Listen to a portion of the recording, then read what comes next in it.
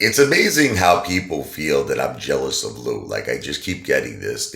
This person just made a comment saying that, oh, you're just jealous that Lou is getting offers from like big, hedge funds and banks who are, trying to bribe Lou to bribe the retail investors. Like, do you really believe the things that you're saying? Do you really believe it? Do you really believe a man who is basically lives in Central Park 7 days a week is receiving payoffs from hedge funds and corrupt banks? Do you really believe that? What you think about it? Do you really believe that? He's homeless. Lou's homeless. It's true. Who else stays in Central Park this many times? Who else walks all around Manhattan? Why is he always walking?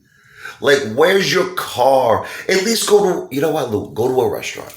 Lou, order a big steak, whatever, 50-ounce steak. Do something. Why are you just always. It's like in Brooklyn, we used to call it free fun. Let me tell you what free fun is. Free fun is when you take your kids to the park. Let me tell you something, man. This stuck with me my whole life. This really stuck with me because people used to, this was a big thing in Brooklyn. Where I lived, it was between the projects and it was between all the Italians. So it was like there was like this cutoff point, which was considered the Coney Island side in Brooklyn, Avenue U, West 12th Street. So there was a park. It was called Shady Park. It's like a baseball park, right? So if you crossed over to the other side, Gabish, you'd be in the projects. You'd be in a very bad neighborhood. If you were on the other side, you'd be in the Italian side, okay?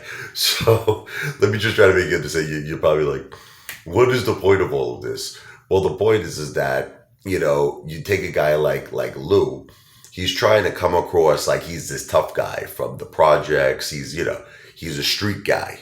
He's a street guy. But even that doesn't make sense.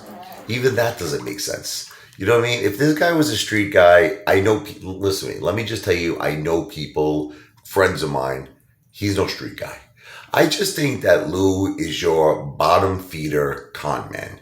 That's just what he is. He's just a guy who he's trying to convince everybody that he is something he's not. He's not a street guy. He's not a thug. He's not a tough guy. He's just your bottom feeder. And the reason I say bottom feeder is because I actually consider con men to be above Lou. They're more sophisticated. Like they at least will play a certain part. Lou doesn't even play the part of the con man. He just comes across like a loser. He comes across like a guy who has no house, no home, no money, no vehicle, no family, no residence. But yet people believe he's this successful guy. It's like, what is wrong with you people? Has Lou ever provided any evidence that he's successful? I mean, anything. Money, stock, portfolio, automobile, anything, jewelry, clothing, anything that would show that Lou had more money than the average person, right?